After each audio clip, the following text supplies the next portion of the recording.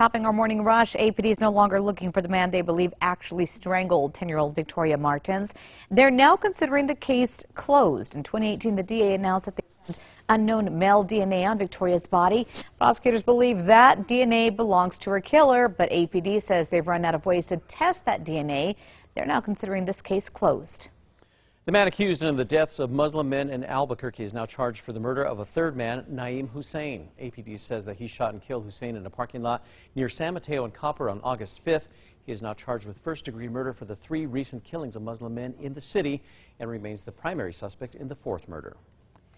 2 New Mexico women are waking up behind bars this morning after investigators say they chained up and starved children in their care. In total, 6 children between the ages of 5 and 16 were living in the Texaco home with Jamie Cushman and Jamie Senna, according to police. State police say investigators uncovered videos of the children being beaten and chained to their beds. Erica. And here's a look at our school day forecast. Temperatures this morning starting in the low 60s. It's a little cool out there. By the afternoon, we'll be in the low 80s. Dry for the afternoon. A slight chance for a storm by the evening. A notorious Albuquerque car thief is waking up behind bars this morning after being charged with murder. Rhiannon Duncan's run-ins with the law date back to 2006. Now, investigators say that in 2020, Duncan and others invaded the North Valley home of Antonio Jaramillo, who police say was a drug dealer. The group reportedly tied him up, shot him in the head, and then stole his money and drugs. Albuquerque police are once again looking for the man once accused of lighting a homeless man on fire. Investigators had said that Joshua Benavides had his kids in the car when he threw fireworks at the sleeping man in 2015. Here's video of that. The charges were later dropped because a witness did not come forward. He's now wanted for not showing up to meet with his probation officer. This morning we are hearing from a Washington lawmaker and his thoughts on problems we face in New Mexico. U.S. House Minority Leader Kevin McCarthy joined Congresswoman Yvette Harrell at the South Valley Charter School yesterday. He says that he will fight to protect the oil and gas industry, which will help address the most pressing issues that families are facing, including inflation. Erica. And we will see a higher threat index again today. We'll see a lot of mountain storms and storms in the adjacent high terrain with burn scar flooding likely. There will also be some river flooding of the Pecos River in southern Chavez and northern Eddy counties. Funding is coming to colleges across the state to strengthen their workforces. The state is putting more than $3 million toward projects including a bilingual and multicultural institute at Highlands and cancer research at UNM. It's also a pushing to bolster the workforce. The money comes from the Higher Ed Endowment Fund.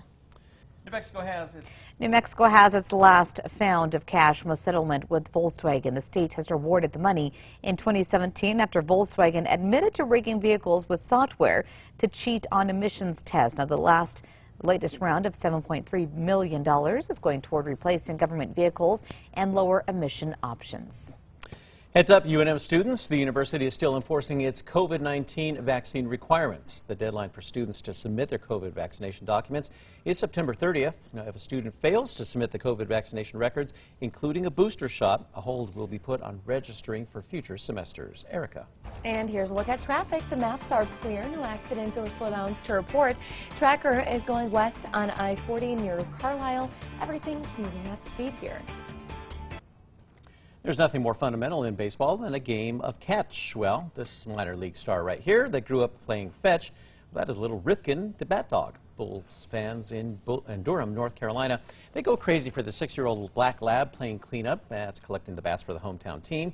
There's no word on when Ripken will get called up to the big leagues. No. Time now for the 5 facts. At number 5, the latest season of Stranger Things is helping one Albuquerque business draw in new customers. Fans of the hit Netflix series are flocking to Roller Skate City, which is now rebranded as the Skatomania from the show. It feels a lot like the on-screen experience since the production crew left behind all the props. The owner says that they are now starting to bounce back to the pre-pandemic numbers. Number 4, funding is coming to colleges across the state to strengthen their workforces. The state is putting more than $3 million toward projects including a bilingual and multicultural institute at Highland and a food hub at San Juan College and cancer research at UNM. And at number 3, we do have another flood threat today. The Pecos River is under a flood warning in southern Eddy and northern northern Eddy and southern Chavez counties. We're expecting those waters to rise through the day. Number 2, the man accused in the deaths of Muslim men in Albuquerque is now charged for the murder of a third man, Naheem Hussein. APD says he shot and killed Hussein in a parking lot near San Mateo and Copper on August 5th. Detectives weren't able to use surveillance video to identify Syed's car, which led to his arrest on August 9th. He's now charged with first-degree murder for the 3 recent killings of Muslim men in the city. APD says Syed remains the primary suspect in the November murder of Mohammed Ahmadi. And at number 1, APD is no longer looking for the man they believe actually strangled Victoria Martens, and they're now considering that case closed.